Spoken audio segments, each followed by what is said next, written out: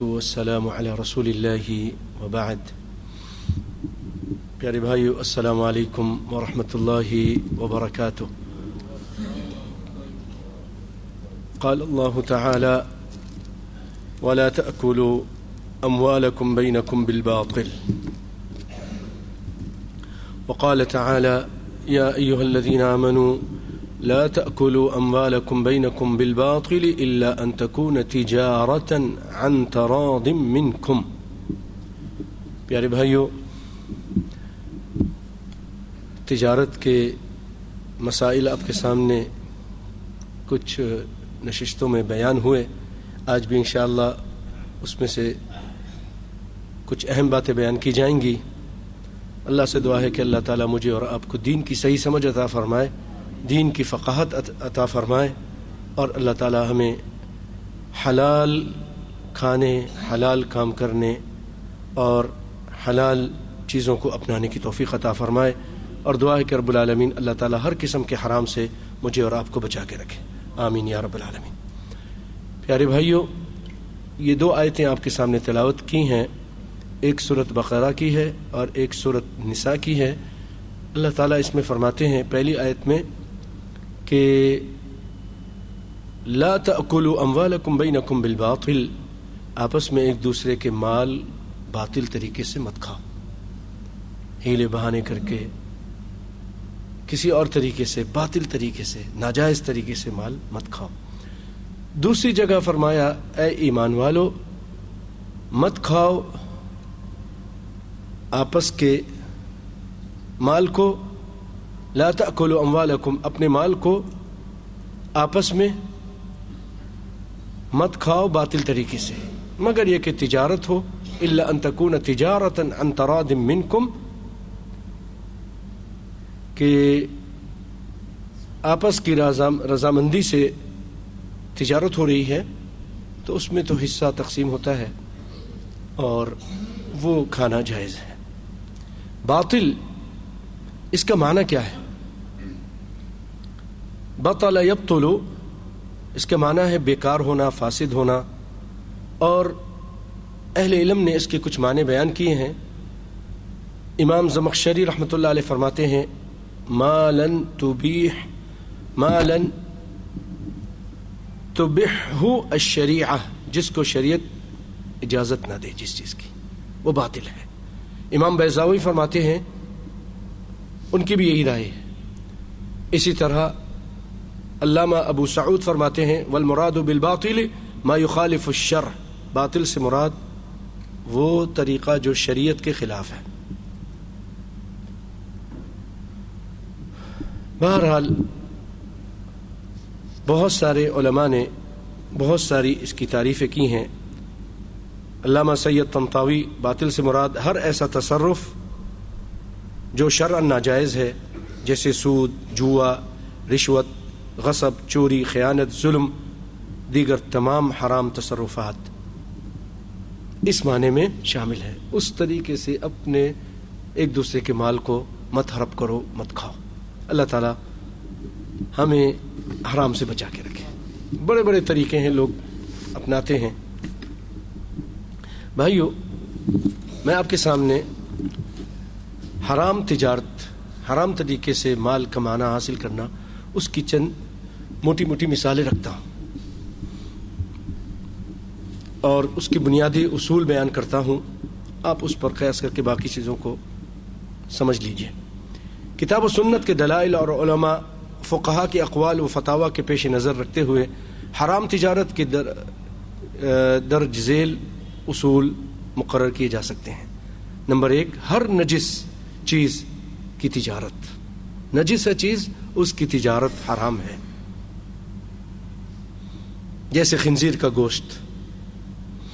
ہر حرام چیز کی تجارت حرام ہے، جیسے مردار اور خون وغیرہ۔ ہر ایسی چیز کی تجارت حرام ہے جس کی ادائیگی کی طاقت نہ ہو، ہر ایسی چیز کی تجارت حرام ہے جس کی ادائیگی کی طاقت نہ ہو، جیسے بھاگا ہوا غلام۔ تجارت جس صورت میں بھی ہو، اس میں اگر دھوکہ ہے وہ حرام ہے. جیسے پانی میں مچھلی کا سودا کرنا، پانی کے اندر مچھلی حوض کے اندر ہے، دریا کے اندر آپ کا ہے، آدمی تاجر آتا ہے کہتا ہے میں یہ جتنی بھی ہے میں خرید لیتا ہوں اتنے میں، آپ کو کیا معلوم کتنی ہے کتنی نہیں ہے، یہ دھوکے کا سودا ہے. تجارت کی صورت میں دھوکا حرام ہے، جیسا کہ پانی میں مچھلی کا سودا. تجارت کی جس صورت میں بھی فریقین کی رضامندی نہ ہو وہ حرام ہے، جیسے کسی سے زبردستی کوئی سامان لے لینا وغیرہ. زبردستی بیچنا نہیں چاہتا ہے، بیچو، سائن کرو، واچر بناؤ. تجارت کی جس صورت میں بھی قابل فروخت چیز یا قیمت مجہول ہو، جیسے حاملہ کے حمل کا سودا. حاملہ کے حمل کا سودا، گائے کے اندر ایک حمل ہے، اونٹ کے اندر، بکری کے اندر، اچھا اس کے اندر جو کچھ ہے میں لے لوں گا، میں خریدوں گا. نر ہے مادہ ہے کچھ نہیں پتا، زندہ ہے مردہ وہ بھی نہیں پتا، معذور ہے کچھ نہیں پتا. دونوں میں سے کسی کا ایک دھوکہ ہے، منع کیا. اب تو یورپ وغیرہ میں حمل، انسانوں کے حمل بھی فروخت ہوتے ہیں، نسأل اللہ العافیہ. کرائے پر یہ مادر رحم بھی دیا جاتا ہے، لیا جاتا ہے، کسی کا نطفہ لے کر اس پہ ڈال دیا جاتا ہے اور پھر وہ بچہ پیدا ہوتا ہے. نعوذ باللہ. ہر اس طریقے سے تجارت حرام ہے جس سے شریعت نے منع کیا ہے، جیسے ہاتھ لگا کر سودا کرنا، پوری طرح تحقیق نہیں کی، ٹٹولا نہیں، دیکھا نہیں، بس یہ چیز میری ہے، یہ ڈھیر میرا ہے، یہ بھی حرام، ناجائز ہے.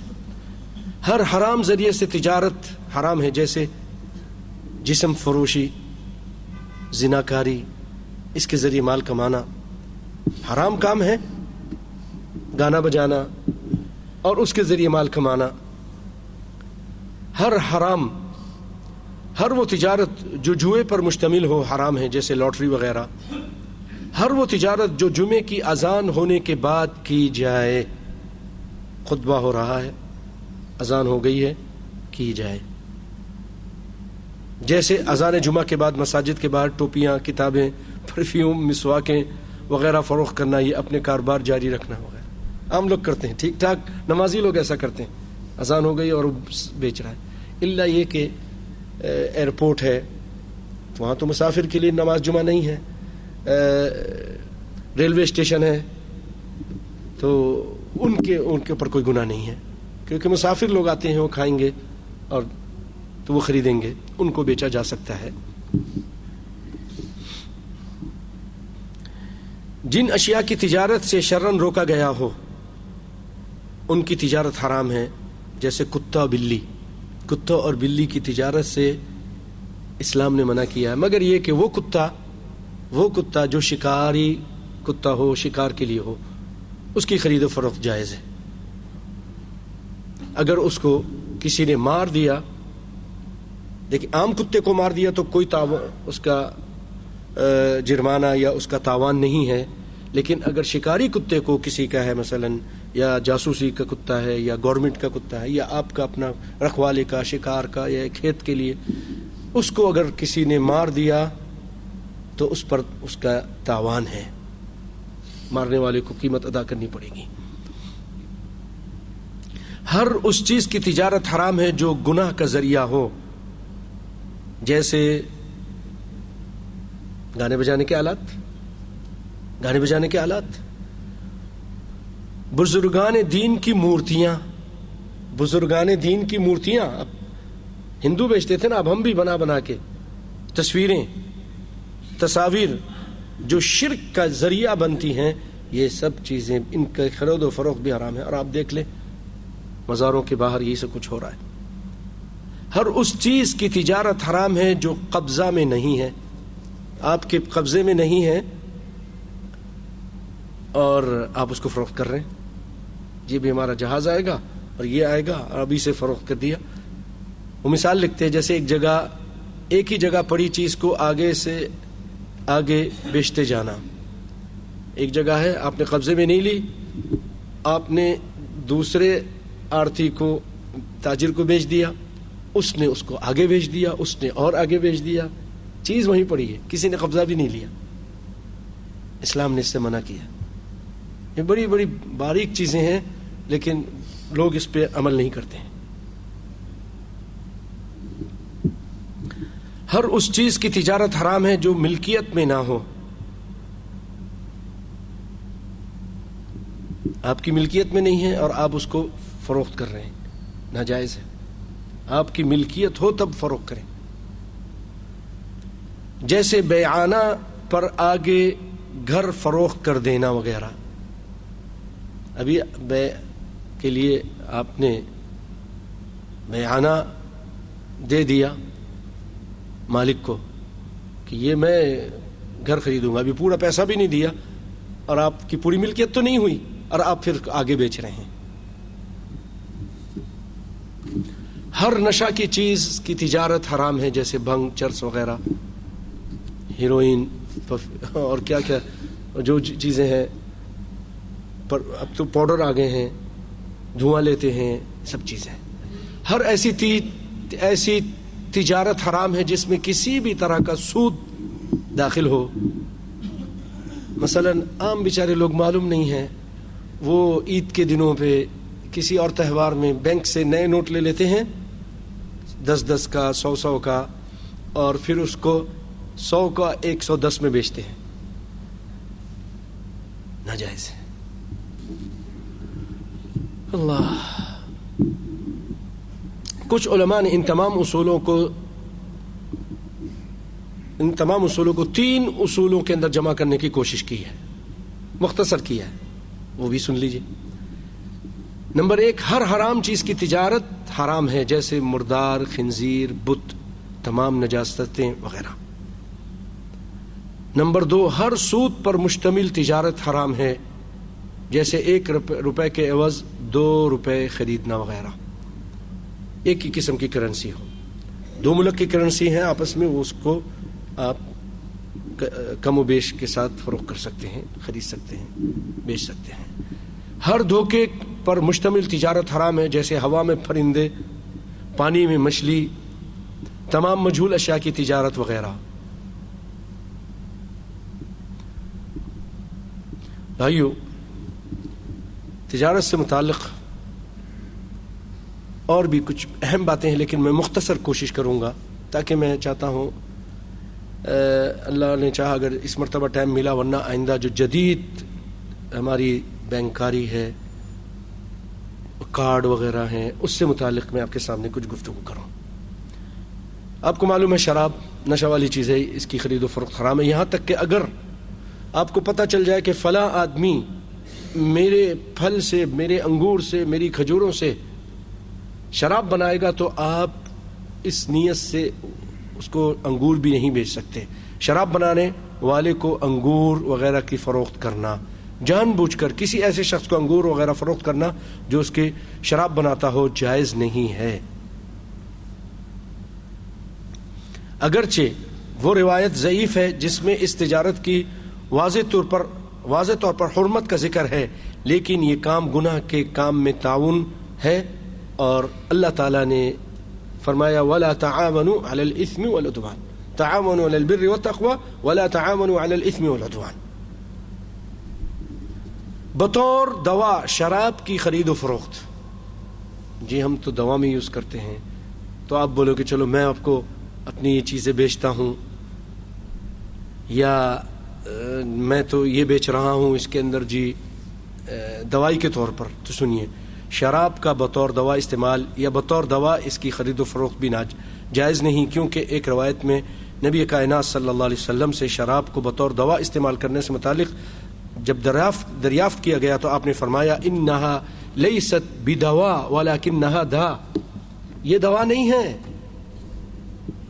شراب والی چیزیں یہ دوا نہیں ہیں, یہ تو خود دا ہے, یعنی بیماری ہے, یہ کیا شفا دے گی, یہ تو خود ام الخبائث ہے. مردار, اس کی تھوڑی تفصیل سن لیں, اچھا رہتا ہے.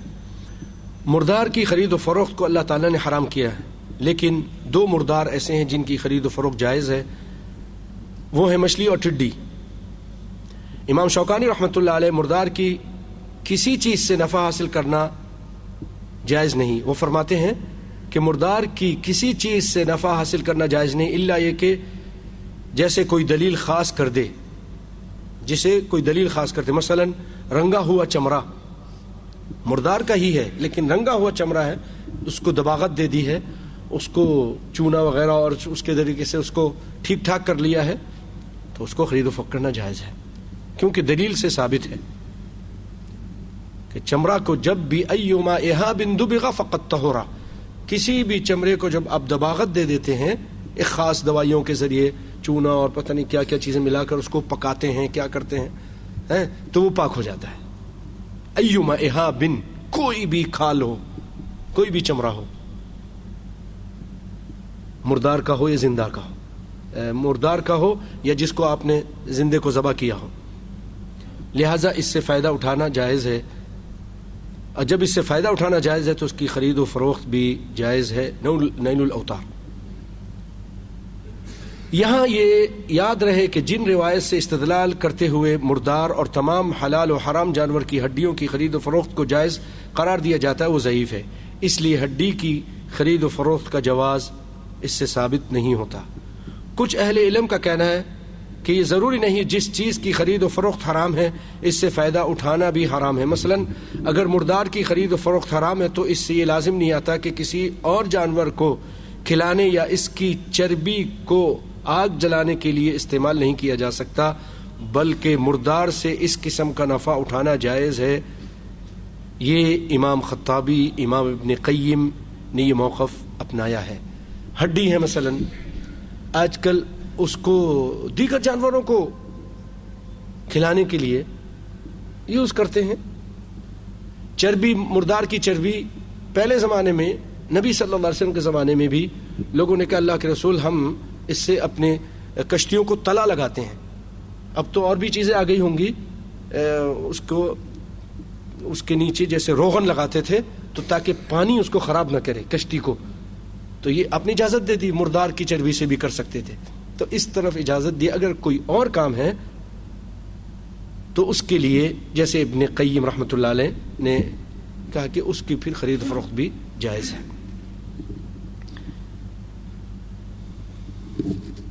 کچھ چیزیں ہیں بھائیوں اس کی تفصیل آ رہی ہے میں کہ چھوڑ رہا ہوں، خنزیر ہے اس سے متعلق تفصیل مت ہے کہ حرام ہے، اس کے خرید و فروخت بھی حرام ہے۔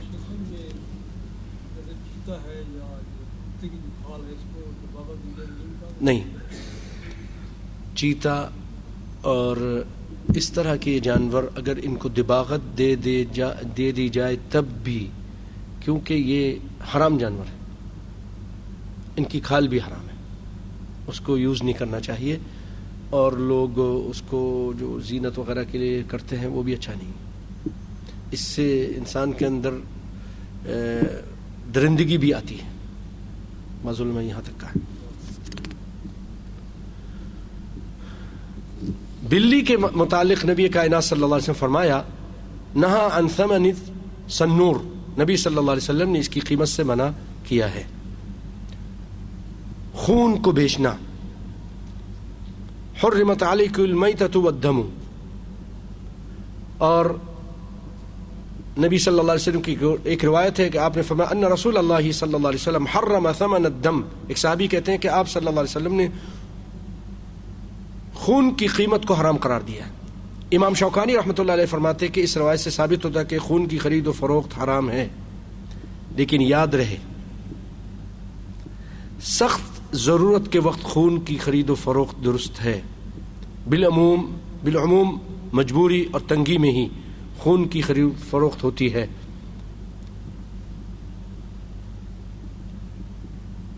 اسی طرح یہ بھی واضح رہے کہ وہ خون، دو خون ایسے ہیں جن کی خرید و فروخت درست ہے کیونکہ نبی کریم صلی اللہ علیہ وسلم نے انہیں حلال قرار دیا ہے، وہ جگر اور تلی، یعنی انسانی خون بھی جو جا کے ہم بہت سارے لوگ بیچ دیتے ہیں، نہیں بیچنا چاہیے، ہاں ڈونیٹ کر دیں، ڈونیشن کر دیں، دے دیں، کسی کے فائدے کے لیے، ہاں وہ جائز ہے، فروخت نہیں، لیکن آپ کو مل نہیں رہا ہے، مل رہا ہے تو وہ بیچ رہا ہے، اب اس کو تو نہیں معلوم دین کے بارے میں، تو آپ مجبوری میں اس سے خرید سکتے ہیں۔ گاؤں وغیرہ میں ہوتا ہے، اب یہاں تو نہیں ہوتا، لیکن معلومات کے لیے، کسی کی بکریاں ہوتی ہیں، کسی کی گائیں ہوتی ہیں، کسی کی اونٹنیاں ہوتی ہیں، اب وہ اس کو نسل بڑھانے کے لیے کسی ایسے آدمی کے پاس لے کے جاتا ہے جس کے پاس نر ہے، جفتی کرانے کے لیے، تو اس چیز سے، اس کی قیمت لینے سے نبی صلی اللہ علیہ وسلم منع کیا۔ بعض لوگ لے جاتے ہیں اس کے پاس، اچھی نسل ہے جی اس کا، تو آئے گا ہمارے یہاں پھر، تو سنی حدیث، نہا عن بیع ضراب الجمل، اور ایک اور روایت میں فرمایا نہا عن ثمن عصب الفحل، کہ نبی کریم صلی اللہ علیہ وسلم نے نر کی جفتی کے معاوضے کو ممنوع قرار دیا، اور اونٹ کی جفتی کی تجارت سے منع فرمایا۔ معلوم ہوا کہ نر جانور، گھوڑا، اونٹ، بکرا وغیرہ کی جفتی کی قیمت وصول کرنا حرام ہے۔ جمہور اہل علم اور امام شوکانی کی بھی یہی رائے ہے۔ البتہ اگر پہلے سے معاملہ طے نہیں ہوا اور مادہ جو جانور ہے اس کا مالک اپنی خوشی سے مالک کو، نر کے مالک کو کچھ دے دے تو کوئی حرج نہیں۔ جیسا کہ ایک روایت میں کہ ایک آدمی نے رسول اللہ صلی اللہ علیہ وسلم سے نر کی جفتی کے معاوضے کے متعلق دریافت کیا، تو آپ صلی اللہ علیہ وسلم نے فرخص له الکرامۃ، تو آپ صلی اللہ علیہ وسلم نے اسے کرامہ کی اجازت دے دی۔ کرامہ ایسے عطیہ اور ہدیہ کو کہتے ہیں جو بغیر کسی شرط کے نر کی جفتی کے عوض فائدہ حاصل کرنے والا مالک کو پیش کیا جاتا ہے، ٹھیک ہے نا، بغیر کسی شرط، بغیر کسی معاملے کے طے کیے، اس نے ایسا کرایا تو اس کو وہ دے رہا ہے تو جائز ہے۔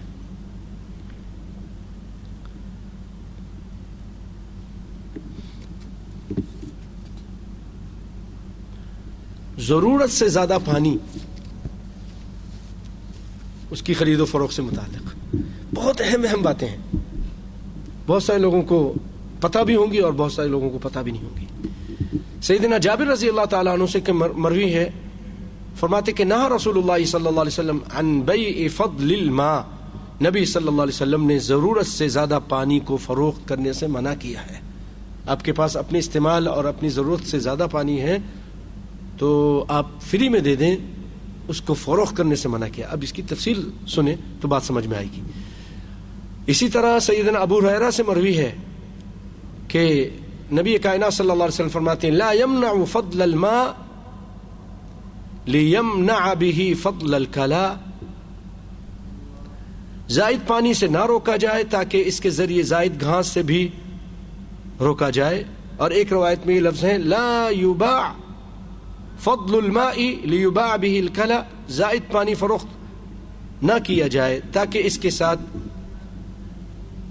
اس کے ساتھ گھاس بھی فروخت کی جائے۔ ان روایت میں جس زائد پانی اور زائد گھاس کی فروخت سے منع کیا گیا ہے اس سے کیا مراد ہے؟ اہل علم کا کہنا ہے کہ اس سے مراد وہ پانی اور گھاس ہے جو کسی ایک شخص کی ملکیت نہیں ہے، عام جنگل ہے، بیابان ہے، وادی ہے، وہاں پانی ہے، آپ لے کے بس اور بیٹھ گئے، کسی کو نہیں دیتے بھی نہیں ہو، کہتے نہیں میں اس کا مالک ہوں، میں بیچوں گا، اب بیچ رہے ہو، گھاس پہ قبضہ کر لیا، پورا اپنا لگا لیا وادی پہ، اب میں بیچوں گا، تو یہ مراد ہے کہ وہ پانی اور گھاس ہے جو کسی ایک شخص کی ملکیت نہ ہو، جیسے دریاؤں، نہروں، چشموں، صحرائی، کنوؤں کا پانی اور ان کے ارد گرد اگنے والی گھاس وغیرہ۔ لیکن اگر پانی اور گھاس کسی کی ذاتی ملکیت ہو، خواہ برتنوں میں یا ذاتی زمین میں، تو پھر اس کی خرید و فروخت درست ہے۔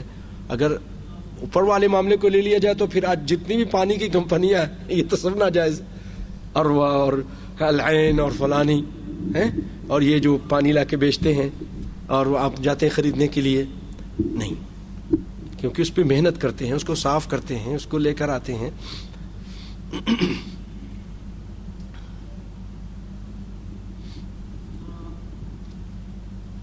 کیونکہ نبی صلی اللہ علیہ وسلم کے فرمان کے مطابق کسی کا مال بھی اس کی قلبی خوشی کے بغیر لینا حرام ہے۔ اسی طرح ولا کی خرید و فروخت بھی منع ہے۔ کچھ اہل علم کو پتہ ہے ولا کس کو بولتے ہیں نا، عبدالرحمان بھائی کو تو پتہ ہے، ریاض بھائی آپ کو ہی پتہ ہوگی۔ ولا کہتے ہیں پیارے بھائیوں، پہلے زمانے میں جب غلام اور لونڈی ہوا کرتی تھیں تو وہ اگر آپ نے آزاد کر دی، آپ نے اس کو آزاد کر دیا، بیچا بھی نہیں، اگر وہ مر گیا، اس کی کوئی نسل نہیں ہے، تو ولا کی وجہ سے اس کے مال آزاد کرنے والے کو ملے گا، وارث وہ بنے گا۔ الولاء لمن اعتق، آپ نے فرمایا ولا اس کے لیے ہے جو آزاد کرے۔ بریرہ رضی اللہ تعالی عنہا کا جو قصہ ہے مشہور، چھوٹا سا سنا دیتا ہے، تھوڑے سے خشک موضوع سے نکل کے آپ تھوڑے ذرا ہیں دوسرے موضوع، رومانی موضوع میں آ جائیں، ہیں رومان کہتے ہیں نا، کیا کہتے ہیں پیار محبت کرنے والے ہیں، اس موضوع میں آ جائے۔ ایک تھی بیچاری بریرہ رضی اللہ تعالیٰ، یہ غلام تھی، یہ لونڈی تھی، ان کا شوہر بھی غالباً قیس نام تھا، وہ بھی غلام تھا، دونوں کی شادیاں ہوئی تھیں آپس میں۔ اما عائشہ کے پاس یہ آیا کرتی تھی بریرہ، بیٹھتی تھیں، باتیں کرتی تھیں، ان کو کبھی کوئی تحفہ ملتا تو لا کے دے دیتی تھیں، رسول اللہ بھی کھا لیتے تھے۔ صدقہ رسول اللہ نے ایک مرتبہ گھر آئے، گھر میں کھانا پکڑا، خوشبو آ رہی، آپ نے کھانا مانگا، انہوں نے اٹھا کے کچھ اور چیز دے دی، کوئی سوکھی روٹی دے دی، کوئی اور چیز دے دی۔ انہوں نے کہا وہ کھانا جو پک رہا ہے وہ کہاں ہے، وہ کیوں نہیں دیتی مجھے؟ کہا وہ تو اللہ کے رسول صدقہ ہے، بریرہ کو کسی نے صدقہ کیا، آپ نے کہا اس کے لیے صدقہ ہے، ہمارے لیے ہدیہ ہے، لاؤ۔ صلی اللہ علیہ وسلم اچھے کھانے کو پسند کرتے تھے، اور جائز ہے، یہ کسی کے صدقہ ہے، آپ غریب ہیں، امیر کو کھلا سکتے ہیں، میری طرف سے، اپنی طرف سے۔ اس سے یہ پتہ چلا۔ تو اما عائشہ کو ان سے تھوڑی انسیت ہو گئی، دوستی ہو گئی، کہا کہ بھائی تم کو میں اپنے آقاؤں سے بات کرو، کتنی قیمت تمہاری ہے، میں دے دیتی ہوں۔ اللہ کتنے ان کے دلوں میں نرم تھا۔ یاد رکھیے کہ کوئی شخص کسی غلام کو اگر آزاد کرے یا لونڈی کو آزاد کرے، اس کے ہر عضو کے بدلے اللہ تعالیٰ اس آدمی کو آزاد کرتا ہے جہنم سے۔ اللہ اکبر، اللہ اکبر، بہت بڑی۔ ہمارا اسلام تو غلامیت کو مٹانے کے لیے آیا، کہا کہ کفارہ ہے تو ایک غلام کو آزاد کر دو، روزے کا کفارہ ہے، زہار کا کفارہ ہے، قتل کا کفارہ ہے، فلاں کا آزادی کرو، آزادی دو۔ اس کو غلامیت کو، عبودیت کو مٹانے کے لیے آیا تھا، اللہ کے فضل و کرم سے، اور رغبت بھی دلائی، جو آزاد کرے گا اس کے جہنم سے ہر عضو کے اللہ تعالیٰ اس کو آزاد کریں گے، اور ان کے ساتھ اچھا معاملہ کرو۔ اگر آگے سنیں گے، اگر موقع ملا، دو بھائی ہیں تو ان کو الگ الگ فروخت مت کرو، دو غلام ہیں ایک ساتھ فروخت کرو، ان کی جدائی مت ڈالو۔ اللہ اکبر۔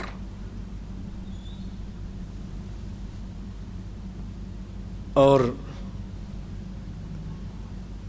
آج بھی عام لوگوں سے جب آپ پوچھیں گے نا کہ جہاد کریں گے ہم، اور جی لونڈی بنا لیں گے، اور یہ کر لیں گے، اور پہلے اسلام میں یہ سب ہوتا تھا، ان کے ساتھ پھر سارے مسئلے جو ہوتے ہیں میاں بیوی کے وہ بھی ہو جائیں گے، اور کچھ یہ اس قسم کے لوگ جن کا علم نہیں ہوتا، اہم اللہ کے فضل و کرم باریک علم، گہرا سمندر والا علم نہیں ہوتا، وہ کہتے ہیں ہاں یہ سب ہوگا۔ بھائیو، اسلام پہلی بات تو اس کو مٹانے کے لیے آیا، اور ہر اچھی چیز کی اسلام تائید کرتا ہے۔ علماء کا، ہمارے اہل اسلام کا اجماع ہے، انہوں نے اجماع کیا جب یہ قانون بنانا پوری دنیا میں غلامیت کو ختم کی جا رہی ہے، جو غلام ہے اس کو آزاد کر دیا جائے، تو اسلام کے علماء نے اجماع کیا کہ ٹھیک ہے، یہ ختم ہے، یہ اب ختم ہو چکی ہے۔ ہمیں بھی اب اس کو ختم سمجھنا چاہیے، یہ نہیں کہ ایک چیز آپ جی ہم یہ کریں گے وہ کریں گے، نہیں، ہاں البتہ اگر وہ لوگ اس قانون کو توڑتے ہیں تو پھر ہم توڑ سکتے ہیں.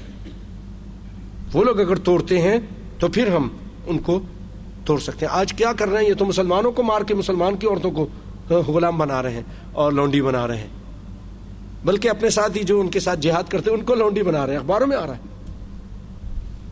یہ جو ایک گروپ نکلا ہے، پتہ نہیں اس کے پیچھے اسرائیل ہے، یہ کون ہے؟ اللہ تعالیٰ ان کے، ہاں یہی ہے، اللہ تعالیٰ ان کے سب یہی لوگ ہیں. امریکہ ہے اور اسرائیل ہیں، اور یہ سارے لوگ بنا بنا کے بھیج رہے ہیں مسلمانوں کو مارنے کے لیے اور کسی کو نہیں مارنے کے لیے، اور مسلمان لڑکیوں کو اور لونڈی بنا رہے ہیں. اور وہ جی تو اسلام میں لکھا ہے، قرآن میں لکھا ہے. اللہ اکبر. تو بریرہ رضی اللہ تعالی عنہا نے پھر پوچھا اپنے مالک سے جا کے. مالک نے کہا ٹھیک ہے ہم آزاد کر دیں گے، بیچ دیں گے تم کو، لیکن ایک شرط ہے کہ ولا ہم کو ملے، ہم ولا لیں گے. تمہاری جو ولا ہے نا، ولا یعنی تم اگر مولا اما عائشہ اس کی مولا کہلائیں گے، مولا فلان، یا یہ لونڈی مولا جیسے مولا عثمان ان کا آزاد کردہ غلام، یہ مولا عائشہ کے آزاد کردہ. تو وہ انہوں نے کہا ہم ولا لیں گے. نبی کائنات صلی اللہ علیہ وسلم کو پتہ چلا، آپ غصے میں آ گئے اور فرمایا لوگ اس طرح کی شرطیں لگاتے ہیں جو اللہ کی کتاب میں نہیں ہے. ایسی شرطیں جو اللہ کی کتاب میں نہیں، اگر 100 شرطیں بھی ہیں سب باطل ہیں. کل شرط لیس بکتاب اللہ فہو باطل، وہ باطل ہے وہ شرط، اگرچہ ولو کا 100 شرط، اگر 100 شرطیں ہیں. الولاء لمن اعتق، پھر آپ نے فرمایا کہ ولا اس کے لیے ہے جو آزاد کرے. یہ اپنی طرف سے کیا بات کرتی ہیں؟ اما عائشہ سے کہا آپ آزاد کیجیے، اما نے اس کو خرید کر آزاد کر دی. اب جب آزاد کر دیا تو اب لونڈی اور غلام ہونا تو ان میں میاں بیوی کے اختیار، اور اب عورت آزاد ہو گئی، عورت کو اختیار دیا، اب عورت درجے والی ہو گئی، زیادہ ہو گئی درجے میں، وہ بیچارہ غلام رہ گیا. اب اس کو اختیار دیا گیا کہ آپ اپنے موجودہ شوہر کے ساتھ رہنا چاہتی ہو، نہیں رہنا چاہتی ہو. انہوں نے کہا میرا اس کے ساتھ اب کوئی حاجت نہیں ہے، مجھے کوئی نہیں چاہیے، قیس نہیں چاہیے. اب بیچارے قیس کو پتہ چلا تو ان کا تو برا حال، اور وہ اس کے پیچھے پیچھے مدینہ کی گلیوں میں روتے پھرتے. وہ آگے مان جاؤ بھائی مان جاؤ، وہ مانتی نہیں، بالکل نہیں مان. ارے بھائی نبی کائنات نے کہا ارے بریرہ دیکھتی نہیں اس کا کیا حال ہے، کتنا رو رہا ہے تمہارے پیچھے پیچھے، تمہارے پیچھے بھاگے جا رہا ہے، تم کو منا رہا ہے، تم مانتی نہیں ہو. کہا اللہ کے رسول یہ آپ کا آرڈر ہے یا آپ کا مشورہ ہے کہ تم اس کے ساتھ؟ کہا اللہ کے رسول نے فرمایا نہیں، آرڈر نہیں ہے، اللہ کے دین میں کیسے آرڈر دوں؟ اللہ اپنی طرف سے نہیں، یہ اللہ کا دین ہے، میں اپنی طرف سے کچھ کمی بیشی نہیں کر سکتا، میرا مشورہ ہے. کہ اللہ کے پھر میری کوئی اس کے ساتھ حاجت نہیں ہے. یا اللہ، رسول اللہ صلی اللہ علیہ وسلم جب یہ نازک صورتحال دیکھی نا، اور قیس کا وہ تڑپتا ہوا وہ دیکھا، اس کے مچلتا ہوا دل، تو آپ صلی اللہ علیہ وسلم فرمایا کہ عائشہ آئندہ پہلے مرد کو آزاد کرو، پہلے مرد کو آزاد کرو. یہ عورتیں بیچاری تو ذرا جذباتی ہو جاتی ہیں، تو پہلے تاکہ وہ اس کو قابو میں رکھے، بعد میں خود بھی آزاد ہوگا، بعد میں اس کو آزاد کرو گے تو پھر اس کو تو نہیں ملے گا نا. اللہ اکبر. اسی لیے کہا نا اگر عورتوں کے ہاتھ میں طلاق دے دی جاتی تو دن میں 100 مرتبہ مردوں کو طلاق ملتی. لیکن اللہ تعالیٰ نے یہ چیز مجھے وہ دن میں کہتے طلاق چاہیے مجھے، میں آج ہی چاہیے. اب وہ بیچارہ خاموش بیٹھا ہے، بچے ہیں، وہ عورت کو بھی دیکھتا ہے، گھر کو بھی دیکھتا ہے، صبر کرتا ہے. اور ایک بات بتا دوں بھائیوں، اللہ کے لیے بڑے اچھے لوگ وہ ہوتے ہیں جو باہر تو شیر ہیں اور گھر میں اپنی بیوی بچوں کے سامنے عام انسان بن جاتے ہیں، جھڑکیاں بھی سن لیتے ہیں، الٹی سیدھی باتیں بھی سن لیتے ہیں. نبی کائنات نے سنی، باہر شیر ہیں، بڑے زبردست ہیں، لیکن اما عائشہ ایک دن کہہ دیتی ہیں آپ وہ ہیں جو اپنے آپ کو سمجھتے ہیں اللہ کے رسول ہیں. انک تظن انک رسول اللہ، آپ اپنے گمان کرتے ہیں ارے بڑے مولوی بنے پھرتے ہیں، تم وہ خطیب صاحب ہو، اور یہ تمہاری حرکتیں. اللہ ہم کو کوئی کہہ دے کتنا غصہ آئے گا. نبی کائنات کو بولا، آپ ہنس پھنس کے ٹال دیا، کچھ بھی نہیں، خلاص کر دیا.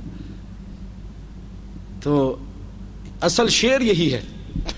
آپ یہ نہیں کہ یہ شعر نہیں ہے, یہ گھر کی ان باتوں کو برداشت کر لیتا ہے, یہ بہت بڑا شعر ہے. یہ کوئی اور شعر نہیں کر سکتا. وہ جو پھٹ جاتے ہیں سمندر نہیں ہے. اللہ تعالی ہم لوگوں کو حوصلہ, صبر اور استقامت عطا فرمائے. گھر کا مسئلہ ہوتا ہے آگے مستقبل. میں بھائیوں بچوں کو پڑھاتا ہوں, اسکول میں پڑھاتا ہوں, میں دیکھتا ہوں ایک وہ بچے ہیں جن کے ماں باپ ساتھ رہتے ہیں, وہ بچہ بڑا اچھی طرح پڑھتا ہے, یاد کرتا ہے, سبق سناتا ہے, سب کچھ کرتا ہے. اور ایسے بچے جو نہیں, ان کے آپس میں جھگڑے ہیں یا الگ ہو چکے ہیں, سبق بھی یاد نہیں کرتا, اچھی طرح بیٹھتا بھی نہیں ہے, شرارتیں کرتا ہے, سیٹیاں بجاتا ہے کلاس میں. اب میں اس کو بولتا ہوں, سمجھاتا ہوں, تو وہاں پر اپنے جو ہمارے مشرف ہوتے ہیں پھر اس کو بھیجتا ہوں, بھائی ذرا اس کو دیکھو. تو آتا ہے میری کان میں, کہتا ہے ان کے ماں باپ کی جدائی ہو چکی ہے, تھوڑا آپ اس طرح کا معاملہ کریں. پھر میں کہتا ہوں ٹھیک ہے, میں اسی طرح کروں گا.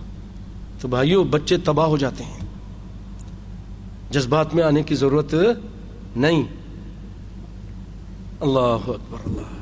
چلیں پھر آئیں دوبارہ ہیں خشک موضوع کی طرف. تو یہ ولا ہے, اس کی فروخت سے بھی منع کیا ہے.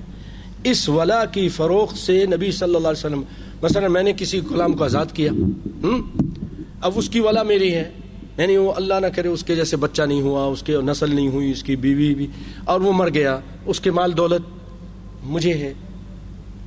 اگر آزاد کرنے والا بھی نہیں ہے تو پھر گورنمنٹ کو جاتا ہے. اس کے رشتہ داروں کو دیکھیں گے, جیسے ایک آدمی کا بیٹا مر جائے تو اس کا پیسہ اسی کو ہے, نہیں تو اس کے اور رشتہ دار کو دیکھیں. جب کوئی بھی نہیں ہے تو پھر گورنمنٹ کو جائے گا. تو نبی صلی اللہ علیہ وسلم نے اس کی بھی فروخت سے منع کیا ہے. کہ میں مثال دے رہا تھا, جیسے میں نے کسی کو آزاد کیا, اس کی ولا میرے, کوئی کہ تم اپنی ولا اس غلام کی مجھے بھیج دو, یعنی جب یہ مر جائے گا تو اس کا پیسہ مجھے ملے گا. یہ نہیں ہو سکتا. نبی صلی اللہ علیہ وسلم نے اس کی خرید و فروخت سے, اس کو فروخت کرنے سے اور اسے ہبا کرنے سے بھی منع کیا. ہبا بھی نہیں کر سکتے. نہا عن بیع الولا وعن ہبتہ, یہ اپنی بیوی کو دے دیا, نہیں, یہ بھی نہیں ہو سکتا. ماں کو دے دیا, ماں کو, بھائی کو, کسی کو. مساجد یا مسجد کے لیے وقف جگہ, اس کو فروخت کرنا بھی منع ہے. مسجد کے لیے, یہ مساجد کے لیے, اور یہ اس آیت میں شامل ہے, ومن اظلم ممن منع مساجد اللہ ان یذکر فیہا اسمہ وسعی فی خرابہا. اس سے بڑھ کر ظالم کون ہوگا جس نے اللہ کی مسجدوں سے لوگوں کو منع کیا کہ اس میں اللہ کا نام ذکر کیا جائے. مساجد اللہ ان یذکر فیہا اسمہ, جس نے اللہ کی مسجدوں سے منع کر دیا کہ اس میں اللہ کا نام ذکر کیا جائے, اور اس نے اس کو اجارنے کی کوشش کی. ایسے لوگوں کے لیے دنیا میں رسوائی اور آخرت میں عظیم عذاب ہے. لیکن اگر ایسی مسجد ہے جو ایسی جگہ پر ہے جو پہلے تو لوگ تھے لیکن اب ویران ہو چکی ہے جگہ, خود بخود وہ جگہ ویران ہو چکی ہے, یا مسلمان اس جگہ سے ہجرت کر کے چلے گئے,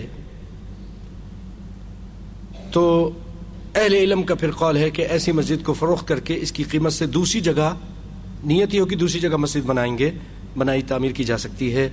اور سعودیہ کے مفتی جناب سابق جو مفتی عبدالعزیز بن باز رحمۃ اللہ علیہ کا بھی یہی فتویٰ ہے, اور فرمایا کہ سیدنا عمر نے بھی مصلحت کے پیش نظر مسجد کوفہ کو دوسری جگہ منتقل کرنے کا حکم دیا تھا کہ اس کو ٹھیک ہے, یہاں سے اب توڑ تاڑ کے یا فروخت کر کے یا توڑ کر دوسری جگہ اس کو بناتے ہیں.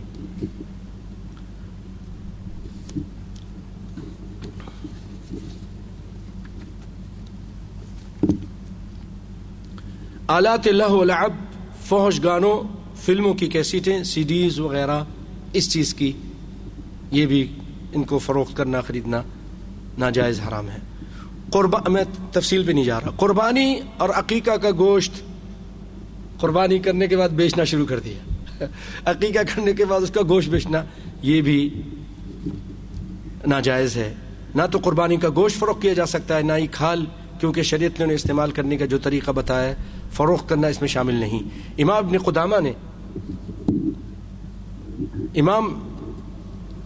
ابن قدامہ رحمۃ اللہ علیہ نے فرمایا کہ قربانی کی کسی چیز کو بھی فروخت کرنا جائز نہیں, نہ اس کا گوشت، نہ اس کی چمڑا، خواہ قربانی واجب ہو یا نفل ہو۔ امام احمد بن حنبل رحمۃ اللہ نے بھی یہی فتویٰ دیا ہے، اور اہل علم نے قربانی پر قیاس کرتے ہوئے عقیقہ کے گوشت کو فروخت کرنا سے بھی منع کیا ہے، کیونکہ اللہ کے تقرب، اللہ کی رضا کے لیے سب کام کیا جاتا ہے، اس کو بیچا نہیں جاتا۔ پھر ہر وہ چیز جو کسی گناہ کا ذریعہ ہو اس کی بھی خرید و فروخت جیسے کہ پہلے بتایا ناجائز ہے، اور جو چیز کسی کی نقصان کا ذریعہ بنے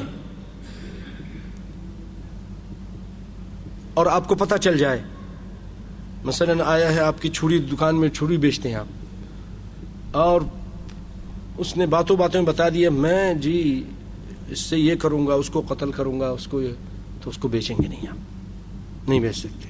لا ضرر ولا ضرار، نہ ہی تکلیف اٹھاؤ نہ ہی تکلیف پہنچاؤ۔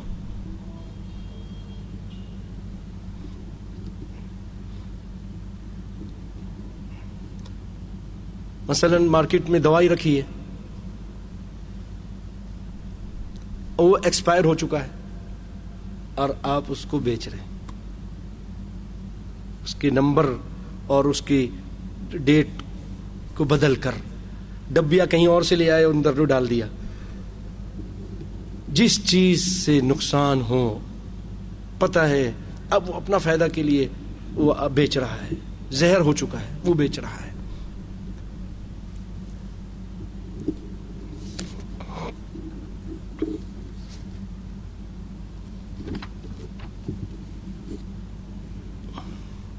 جانور کا دودھ روک کر اسے بیچنا، جانور بکری ہے، اس کے دودھ کو 2-3 دن نہیں نکالا، اب وہ تھن پھول گیا گائے کا ایسا، اور اب آدمی کہہ رہا ہے اوہ ماشاءاللہ یہ تو بڑی زبردست بکری ہے، اب ایک دن تو دودھ دے گی، دوسرے دن تو پھر تھوڑا اپنے حساب سے دے گی، یہ دھوکہ دیا نا اس نے، اس سے بھی اسلام نے منع کیا ہے۔ حدیث سنیں گے؟ نبی کائنات صلی اللہ علیہ وسلم فرماتے ہیں اونٹوں اور بھیڑ بکریوں کے تھنوں میں دودھ کو روک کر نہ رکھو، اگر کسی نے دھوکہ میں آ کر کوئی ایسا جانور خرید لیا تو اسے دودھ دونے کے بعد، مثلا آپ نے بازار سے جا کے ایسی بکری خرید لی، دودھ بھی نکال لیا، اب بعد میں پتہ چل رہا ہے کہ یہ تو اتنی دودھ نہیں دیتی، تو اب آپ کو اختیار ہے، دونوں اختیار ہیں، چاہے تو جانور کو رکھ لیں چاہے تو جانور کو واپس کر دیں، ٹھیک ہے، اور 1 سا کھجور اس کے ساتھ دودھ کے بدلے دیں۔ یا اللہ، کیوں نہ ایسے اسلام پہ احسان قربان چلے جائے۔ وہ دھوکہ دینے والا آدمی، اس کا بھی اسلام نقصان نہیں چاہ رہا، اس نے دھوکہ دیا، دودھ کو روک کے رکھا، لیکن کیونکہ اتنے دن کھلایا پلایا اس کی وجہ سے یہ دودھ بنا ہے اور آپ نے وہ دودھ یوز کر لیا خریدنے والے نے، تو آپ صلی اللہ علیہ وسلم فرماتے ہیں کہ ٹھیک ہے بکری اس کو واپس تو کرو، لیکن 1 سا بھی اس کو دو کھجور کا جو تم نے دودھ اس کا استعمال کیا ہے۔ اللہ اکبر۔ اور یہ اختیار 3 دن تک کے لیے، 3 دن تک کے لیے اختیار ہے۔ اشرف صاحب کتنے دن کی اختیار ہے؟ 3 دن۔ اچھی طرح سنیں کہ گاؤں میں یہ معاملات ہوتے رہتے ہیں، پھر لڑائی ہوتی ہے، تو لڑائی نہیں کرنی ہے، ہاں سیدھے طریقے سے مسئلے حل کر لینے۔ حضرت سیدنا ابن مسعود سے روایت ہے کہ من اشترک شاة محلفة فردها فليرد معها صاعا۔ من اشترى، جو شخص ایسی بکری خریدے جس کا دودھ تھنوں میں روک دیا گیا ہو، پھر وہ اسے واپس کرے تو اسے چاہیے کہ اس کے ساتھ 1 سا بھی واپس کر دے۔ 1 سا، ایک روایت میں یہ لفظ بھی ہیں من تمرن، کھجور کے 1 سا، تقریباً 2.5 کلو کھجور۔ اللہ اکبر۔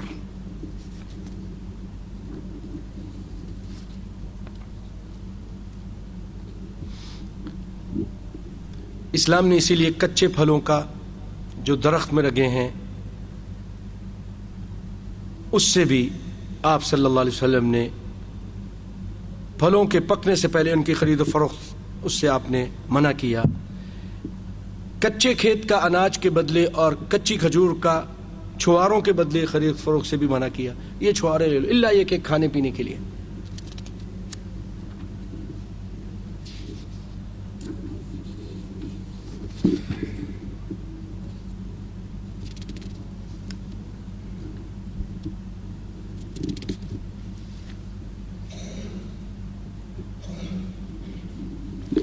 بن ماپے تولے خریدی ہوئی چیز بھی قبضہ سے پہلے فروخت کرنا درست نہیں. بن ماپے تولے خریدی ہوئی چیز بھی، آپ نے کوئی چیز خرید لی ہے لیکن اس کو ناپا نہیں ہے، آگے پھر فروخت نہ کریں. امام بخاری نے عنوان قائم کیا باب من رأى اذا اشترى طعاما جزافا الا يبيعه حتى يؤويه الى رحله والادب في ذلك. جو شخص غلہ کا ڈھیر بن ماپے تولے خرید لے وہ جب تک اس کو اپنے ٹھکانے نہ لائے کسی کے ہاتھ نہ بیچے اور اس کی مخالفت کرنے والے کی سزا کا بیان. الادب یعنی سزا فی ذالک.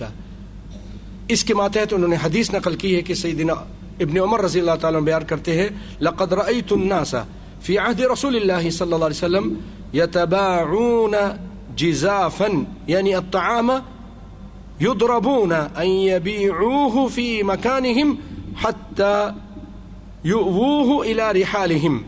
میں نے رسول اللہ صلی اللہ علیہ وسلم کے عہد مبارک میں دیکھا کہ لوگوں کو اس پر تنبیہ کی جاتی تھی کہ جب وہ غلہ کا ڈھیر خرید کر کے اپنے ٹھکانے پر لانے سے پہلے ہی اس کو بیچ ڈالتے تھے تو گورنمنٹ کی طرف سے ان کو سزا دی جاتی تھی، ان کو پوچھا جاتا تھا، تنبیہ کی جاتی تھی. ابن حجر رحمۃ اللہ علیہ اس حدیث میں ان حضرات کی تردید کرتے جو اس بات کے قائل ہے کہ بن ماپے تولے خریدی ہوئی چیز قبضہ میں لینے سے پہلے بھی فروخت کی جا سکتی ہے.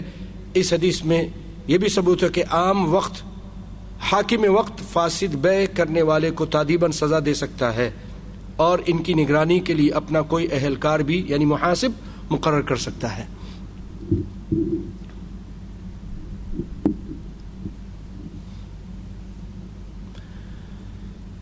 ایسی چیز کا سودا جو ملکیت میں نہیں ہے، یہ عام ہو رہا ہے، نسأل اللہ العافیہ. آپ کی ملکیت میں نہیں ہے اور آپ اس کو فروخت کر رہے ہیں.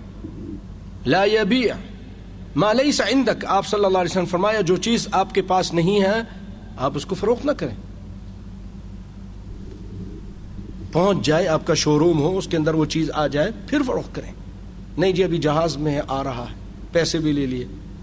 بتائیں کتنے مسئلے پیدا ہوتے ہیں. پھر سیدنا حکیم بن حزام رضی اللہ تعالیٰ عنہ فرماتے ہیں کہ میں نے عرض کیا اے اللہ کے رسول میرے پاس ایک شخص آتا ہے وہ مجھ سے کوئی چیز خریدنا چاہتا ہے جو میرے پاس نہیں ہے، میرے پاس نہیں ہے وہ چیز، میں اسے وہ چیز بازار سے خرید کر دے دیتا ہوں. آپ نے فرمایا لا تبیع ما لیس عندک، یعنی اس نے وعدہ تو کر لیا اور کہا کہ ٹھیک ہے اور اس کے بعد اب جا کے لا کر نہیں، اس کو کہو کہ اچھا ٹھیک ہے میں دیکھتا ہوں لاؤں گا پھر لا کے بیچے تو کوئی ناجائز نہیں.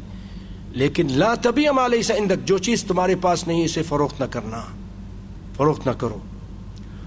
اور ایک روایت میں ہے ولا بیع ما لا تملک، اور ایسی چیز فروخت کرنا جائز نہیں جو تمہاری ملکیت میں نہیں ہے. ان احادیث سے ثابت ہوتا ہے کہ ایسی چیز کی خرید و فروخت جائز نہیں جو فروخت کرتے وقت بائع کی ملکیت میں نہ ہو. لہذا خریدا ہوا مکان یا زمین جب تک رجسٹری وغیرہ کے ذریعے مکمل طور پہ ملکیت میں نہ آ جائے اسے محض بیعانے پر آگے بیچنا جائز نہیں. اسی طرح جو چیز مارکیٹ میں ہو لیکن دکان پر نہ ہو اس کا آگے سودا کرنا جائز نہیں جب تک اسے مارکیٹ میں ہے اور آپ نے وہ چیز لی ہوئی ہے، آپ اس کو اپنے پاس لائیں. مارکیٹ میں ہے لیکن دکان پر نہ ہو اس کا آگے سودا کرنا ناجائز ہے جب تک اسے مارکیٹ سے خرید کر دکان پر آپ نہ لے آئیں اور اپنی ملکیت میں نہ لے لیا جائے، کیونکہ پہلے سودا کر لینے کی صورت میں ممکن ہے کہ وہ چیز بازار سے نہ ملے یا جس قیمت پر سودا طے ہوا اس سے زیادہ میں ملے، پھر آپ کا نقصان ہوگا. لہٰذا یہ صورت بھی شرعاً ناجائز ہے. اس طرح بعض لوگ ہاؤسنگ اسکیمیں 5,000 پلاٹس کی فائلیں فروخت کر دیتے ہیں، جبکہ ان کی ملکیت میں ابھی صرف 2,000 پلاٹس ہوتے ہیں اور باقی ابھی خریدنے کا ارادہ ہی ہوتا ہے، تو ایسی زائد زمینوں کی فروخت جو اسکیم مالکان کی ملکیت میں نہیں، ناجائز ہے۔ اس طرح کی یہ چیزیں۔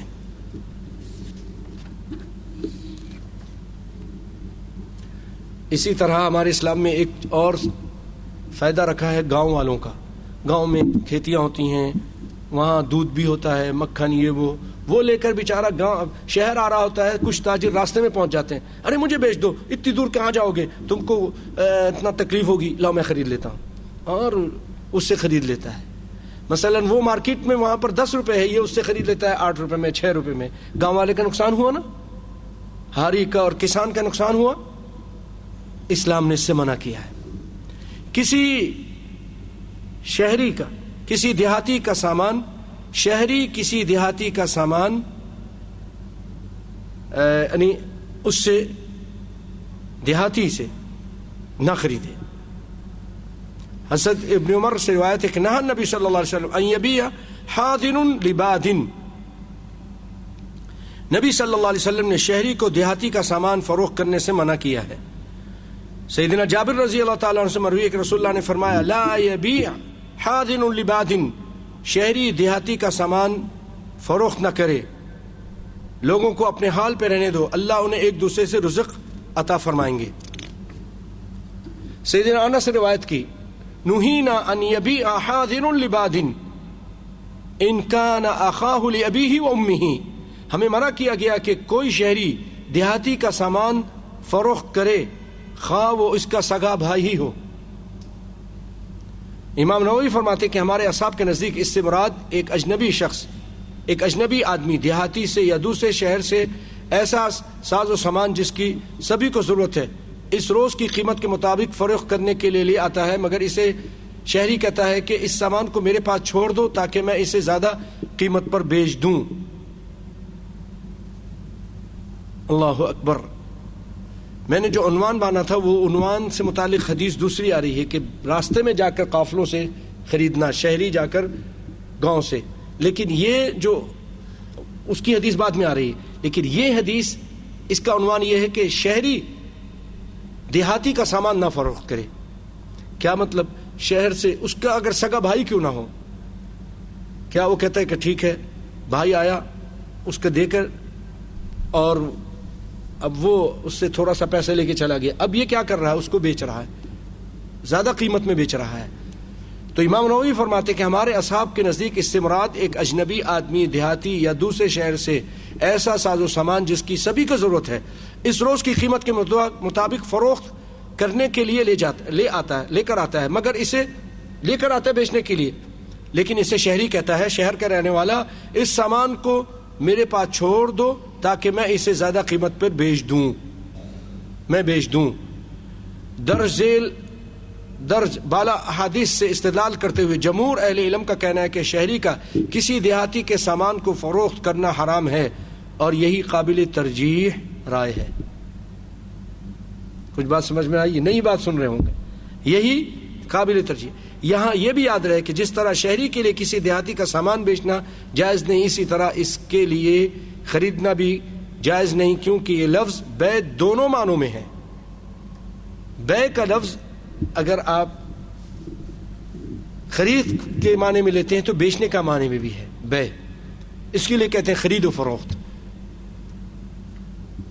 قافلوں کو جا کر ملنا، جو میں پہلے بات کر رہا تھا کہ آپ جا رہے ہیں، وہاں سے لوگ آ رہے ہیں، آپ راستے میں خرید لیا، اس کے بارے میں حدیث سنیں۔ نبی صلی اللہ علیہ وسلم نے فرمایا ہم قافلوں کو جا کر ملتے اور ان سے راستے ہی میں غلہ خرید لیتے تھے، تو رسول اللہ نے ہمیں اس سے منع کیا، حتیٰ کہ وہ اسے لے کر غلے کے بازار میں پہنچ جائے، تاکہ وہ مارکیٹ کا ریٹ اس کو پتہ چل جائے دیہاتی کو، اور اس کو نقصان نہ ہو۔ اللہ اکبر، اللہ اکبر۔ سیدنا ابن عباس سے روایت ہے کہ رسول اللہ نے فرمایا لا تلقوا الرکبان، سامان تجارت لے کر آنے والے قافلوں کو آگے جا کر مت ملو۔ وہاں سے آ رہا ہے، وہ ہائی وے پہ جا کر اس سے مل کے سامان لے لیا اور سستا خرید لیا، اور یہاں کا لا کر اس گاؤں کو والے کو نقصان ہو گیا۔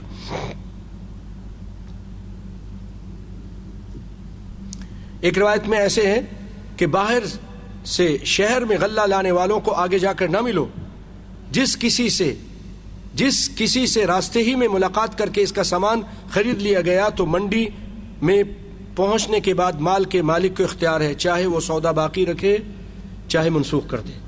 اب وہ گاؤں کا دیہاتی آیا اور یہ جا کے خرید لیا کہ میں خریدتا ہوں تم سے، میں یہ 10 کے حساب سے خرید لیتا ہوں، مارکیٹ میں آئے تو دیکھا یہ تو 20 کے حساب سے بک رہی ہے۔ اب اس کی مرضی ہے، نہیں جی میں تم سے خرید لیا یا کچھ ہو گیا۔ نبی کائنات نے فرمایا ہے کہ میری مرضی ہے، میں تم کو بیچوں یا نہ بیچوں، کیونکہ آپ کو تو پہلے منع کر دیا تھا، ایسے جا کر منڈی سے پہلے بازار سے راستے میں مت ان کو۔ اور بھائیو آپ کو ایک معلوم ہے کہ ہمارے ملکوں میں کیا ہوتا ہے، ایک آدمی سامان بیچ رہا ہے، یہ جی مائک 10 دینار کا، وہ کہتا ہے 20 کا، وہ کہتا ہے 40 کا، ہوتا ہے نا، لیلام ہوتی ہے۔ تو اس میں سے کچھ ایجنٹ ہوتے ہیں، خریدنے والا تو 1 یا 2 ہوگا تو وہ کہتے ہیں، اگر خریدنے والے نے 50 لگائے تو یہ کہتا ہے کہ 60، اب وہ کہتا ہے یار یہ تو خرید لے گا، چلو 70، اب 70 کوئی نہیں بولتا، اب وہ بیچارہ پھنس جاتا ہے۔ تو آپ نے اس سے بھی منع کیا، اس سے منع کیا ہے۔ بولی لگا کر بھاؤ چڑھانا، ابن عمر سے روایت ہے، نہا رسول اللہ صلی اللہ علیہ وسلم عن النجش، رسول اللہ صلی اللہ علیہ وسلم نے بے نجش سے منع فرمایا۔ نجش کا لغوی مفہوم یہ ہے کہ دوسرے سے بڑھ کر بولی دینا اور شکار بھگانا۔ اصطلاحاً بے نجس یہ ہے کہ کوئی شخص محض سودے کی قیمت میں اضافہ کرنے کے لیے بولی لگائے تاکہ وہ کسی اور کو اس میں پھنسا دے جبکہ وہ خود اسے خریدنا ہی نہیں چاہتا ہو۔ یہ کرتے ہیں سر ایسے لوگ، اللہ دھوکے کی بات ہے۔ ایسا شخص بعض اوقات بائے کے ساتھ ملا ہوتا ہے، اس صورت میں دونوں گناہگار ہوں گے۔ بعض اوقات بائے کو علم ہونے کے بغیر بھی ایسا ہوتا ہے، اس صورت میں صرف بولی لگانے والا ہی گناہگار ہوگا۔ اور بعض اوقات بائے خود بھی ایسا کرتا ہے کہ لوگوں کو محض غیرت دلانے کے لیے اصل قیمت خرید سے بڑھ کر قیمت خرید بتاتا ہے، اور اس صورت میں صرف بایا گناہگار ہوگا۔ مسلمان کے سودے پر سودا کرنا، اس سے بھی نبی صلی اللہ علیہ وسلم نے منع کیا۔ ابھی آپ خرید رہے ہیں کوئی چیز، زمین خرید رہے ہیں، کار خرید رہے ہیں، گھر خرید رہے ہیں، اور آپ کا معاملہ چل رہا ہے، رشتہ دے رہے ہیں، ابھی معاملہ چل رہا ہے، کوئی اور ڈال دے، اس سے منع کیا ہے۔ آپ نے فرمایا لا یبیع الرجل علی بیع اخیہ، اپنے بھائی کے سودے پر سودا مت کرو۔ اور آپ صلی اللہ علیہ وسلم فرمایا مومن تو مومن کا بھائی ہے، وہ کسی بھی مومن کے لیے جائز نہیں کہ اپنے مومن بھائی کے سودے پر سودا کرے۔ اور خونی رشتوں میں جو میں نے پہلے بتایا تھا تفریق ڈالنا بیع کے ذریعے، وہ بھی منع ہے۔ ایسا ہوا ابو ایوب انصاری روایت کرتے ہیں، بہت بڑے بھی عالم تھے، روایت کرتے کہ رسول اللہ نے فرمایا من فرق بین والدۃ وولدها فرق اللہ بینہ وبین احبتہ یوم القیامہ، جس نے ماں اور اس کے بچے کے درمیان جدائی ڈالی، ماں کو کسی کو اور کے فروغ کر دیا، اس کے بچے کو کسی اور کو فروغ کر دیا، اللہ اکبر، یہ اسلام ہے رحمت والا مذہب، کہ آپ صلی اللہ علیہ وسلم فرمایا جس نے ایسا کیا اللہ تعالیٰ روز قیامت اس کے اور اس کے اعزاء و اقارب کے درمیان جدائی ڈال دیں گے۔ سیدنا علی سے مروی ہے رسول اللہ صلی اللہ علیہ وسلم نے مجھے حکم دیا کہ میں 2 غلام بھائیوں کو فروخت کر دوں، میں نے ان دونوں کو الگ الگ آدمیوں کے آگے فروخت کر دیا، 2 بھائی تھے، اب اس کو ایک کو کسی کو دے دیا، ایک کو کسی کو بیچ دیا، پھر آ کے میں نے اب بتایا ایسا ایسا ہوا ہے، آپ صلی اللہ علیہ وسلم نے فرمایا جلدی ادرکہما، جاؤ جا کر دونوں کو ان کو واپس لو اور ان کو اکٹھا فروخت کرو، بیع ختم کرو، یہ تو ظلم ہو گیا، دونوں بھائیوں کو تم نے جدا کر دیا۔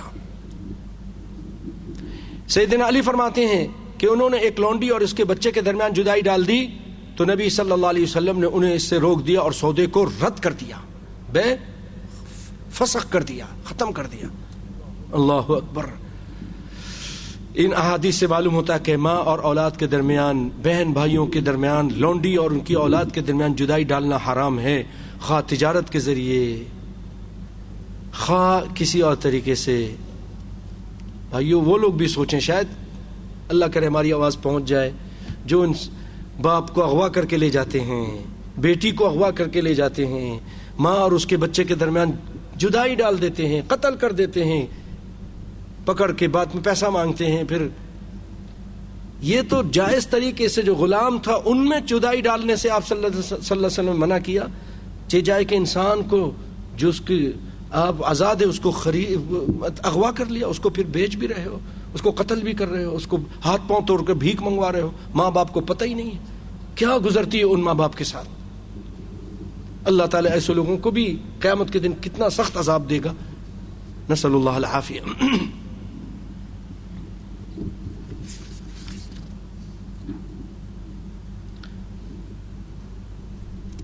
ذخیرہ اندوزی کر کے اشیاء مہنگے داموں میں فروخت کرنا، اس سے بھی اسلام نے منع کیا ہے. اس لحاظ سے آپ سامان مزار سے خرید کے رکھتے جائیں کہ جب مہنگا ہوگا تو میں اس کو فروخت کروں گا. اسلام نے اس نیت سے ذخیرہ اندوزی کو حرام قرار دیا، جب مارکیٹ میں وہ چیز مہیا نہیں ہوگی اور لوگ اس کی ضرورت ہوگی تب میں لوگوں کو بیچوں گا، ان کی مجبوری سے فائدہ اٹھاؤں گا، اور وہ چیز اپنی مرضی کی قیمت لگاتا ہے پھر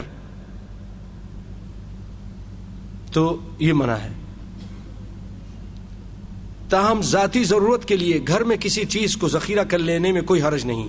اپنے گھر کے لیے بھی چاول دال گھی لے کے اپنی ضرورت کے لیے کوئی یہ منع نہیں ہے اور یہ جائز ہے. ذخیرہ اندوزی کی حرمت کے دلائل اور جائز و ناجائز صورتوں کی تفصیل دیکھنے کے لیے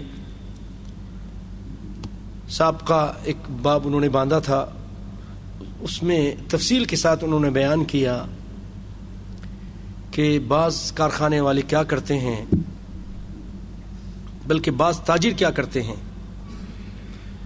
پروڈکشن تیار ہو رہی ہے کارخانے میں، اس سے پوچھتے ہیں کہ یہ پروڈکشن آپ کی تیار ہو گئی ہے یا ہو رہی ہے؟ کہا ہو رہی ہے. تو کہا یہ سارا میں خرید رہا ہوں. خرید لیا، تم بناؤ، میں نے اس کو خرید لیا. اب مارکیٹ میں وہ چیز نہیں ہے. اگر 2-3 کارخانے بنا رہے ہیں تو بڑے بڑے یہ آرتھی اور تاجر یہ اس سے 2-3 جو اس ملک میں کارخانے سب سے خرید لیا. اب وہ چیز شارٹ ہو گئی، سارا بن کے اس کے پاس جا رہا. اب یہ بعد میں تھوڑا تھوڑا کر کے نکال رہا ہے اور 10 روپے والی چیز کو 100 روپے میں بیچ رہا ہے. دوائی کو شارٹ کر دی، بچوں کے دودھ کو شارٹ کر دیا، اور کوئی ضرورت کی چیز کو. نسأل اللہ العافیہ. بھائیو، اگر کسی چیز کو آپ نے صدقہ کیا تو اس کو خرید سکتے ہیں؟ اس کو نہیں خرید سکتے. صدقہ کیا ہوا مال خود نہیں خرید سکتے. سیدنا عمر بیان کرتے کہ میں نے ایک گھوڑا اللہ کے راستے میں صدقہ کر دیا، اور جس کے پاس جس کو صدقہ دیا تھا اس نے اس کا خیال نہیں رکھا. گھوڑا اتنا اچھا تھا، مریل ہو گیا خیال نہ رکھنے کی وجہ سے. تو میں نے جب اس کو دیکھا تو میں نے اس سے کہا میں خرید لیتا ہوں، میں تم سے خرید لیتا ہوں. چنانچہ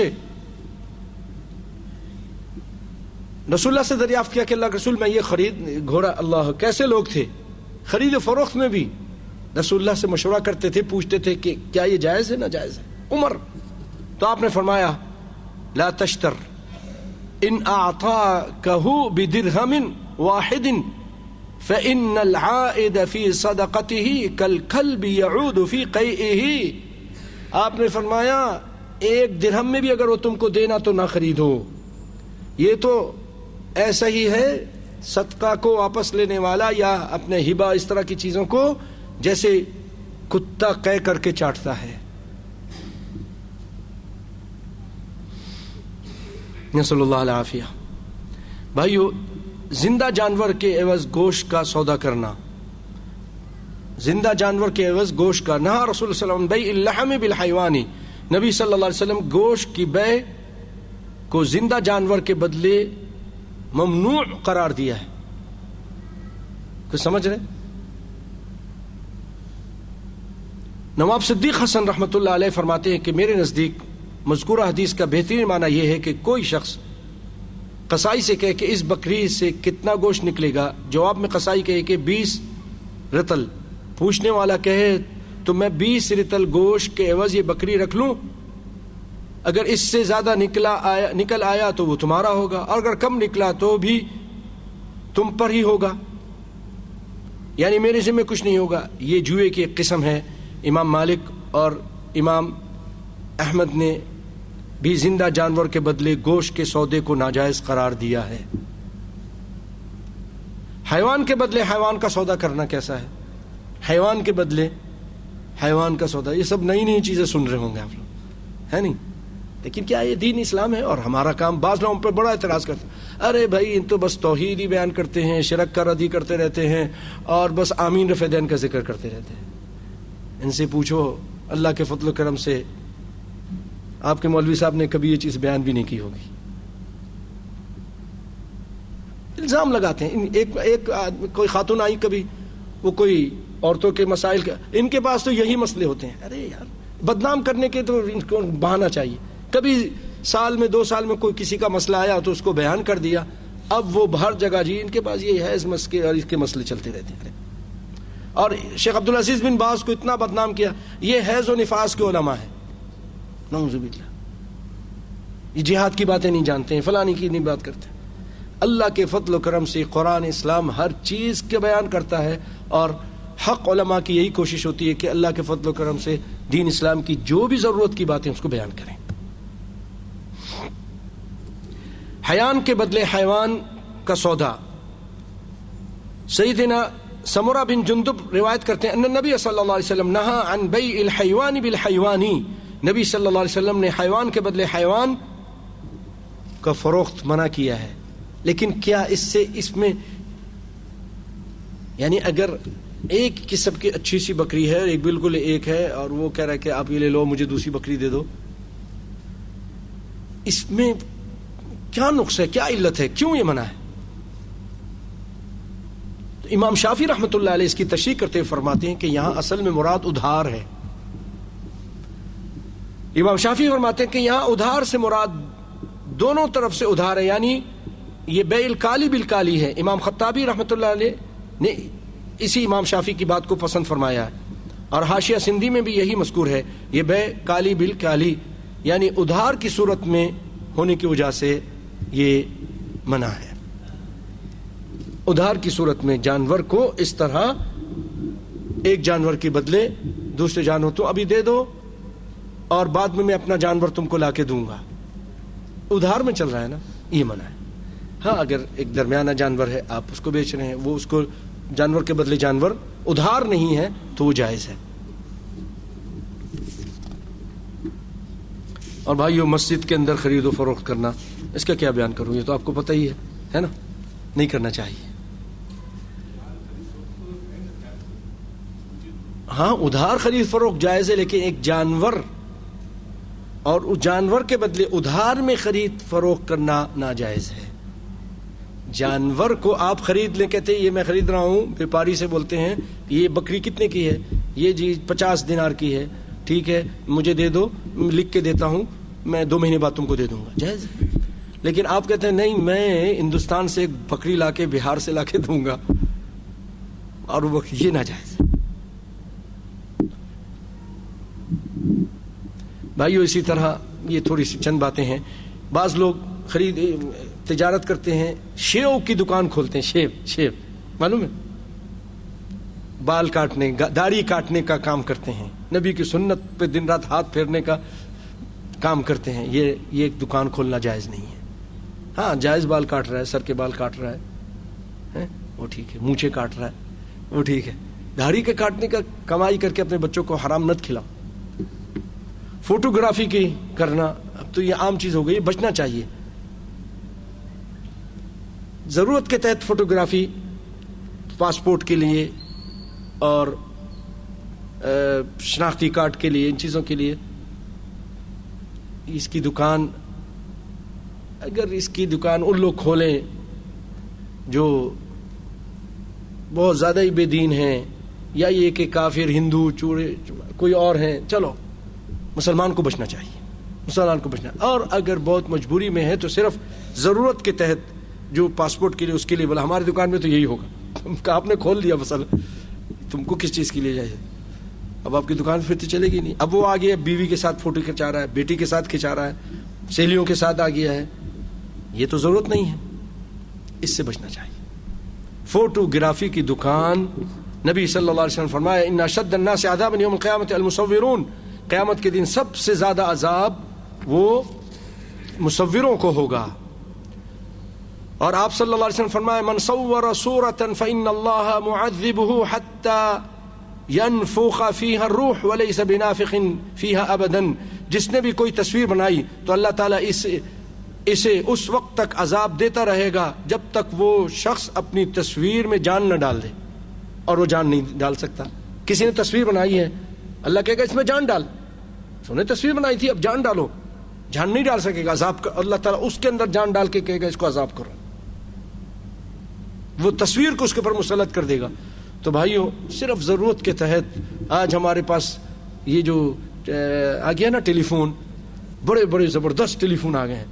وہ G4 کیا بولتے ہیں، G4 S4G اور S پتہ نہیں، وہ تو S5 اشرف بھائی کو پتہ ہے ماشاء. ایسے ایسے اعلیٰ قسم کے کیا کیا اس کے اندر تصویریں ویڈیو بن جاتی ہیں صاف ستھری، اور ہمارے نوجوان بچے بنا رہے ہوتے ہیں. اللہ تعالیٰ ان کو ہدایت نہیں کرنا چاہیے. بچیں اللہ کے لیے بچیں.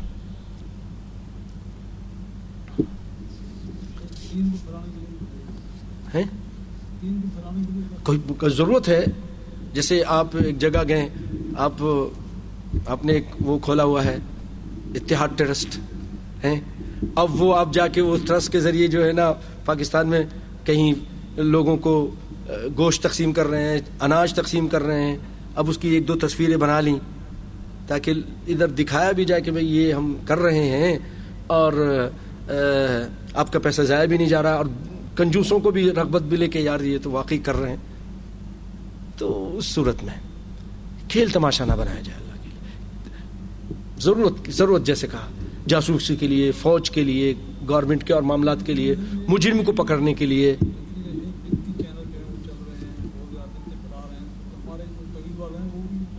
تو وہ تو بڑھ گئے نا. پاکستان میں ایک چینل بنا ہے، کیا نام ہے شیخ آپ کو یاد ہے؟ پیغام. ہاں پیغام چینل ہے، بہت اچھا. ساجد میر صاحب نے کھولا ہے، پروفیسر ساجد میر نے، اہل حدیثوں کا ہے. اور توصیف الرحمان صاحب کیا، حالانکہ وہ کہتے ہیں مجھے پسند نہیں یہ جو کیمرہ مین بیٹھے ہیں بنا رہے ہیں، میری بھی بنا رہے ہیں، مجھے بھی نہیں پسند یہ، لیکن صرف اللہ جانتا ہے. ایک ہی مقصد ہے کہ یہ صدقہ جاریہ بن جائے، آگے تک پہنچ جائے. ہم زندہ ہوں نہ ہوں اس دنیا سے چلے جائیں، اللہ نے چاہا تو یہ اور چیزیں اس کے علاوہ اللہ تعالیٰ میرے لیے آپ کے لیے صدقہ جاریہ بنا دی. توصیف الرحمان کہتے ہیں مجھے نہیں پسند یہ، لیکن ان کی دیکھیں کتنی ہے. یہ اب تو اس میں اسی کے طریقے سے مقابلہ ہوگا. لیکن عورتوں کو چاہیے کہ اس طرح مردوں کو نہ دیکھیں، سن لیا کریں نظر نیچے رکھ کر. کوئی توصیف صاحب کوئی دیکھے جائے، عورت ناجائز ہے.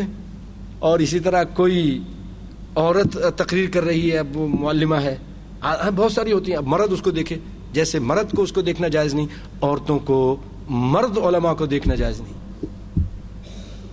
بچنا چاہیے.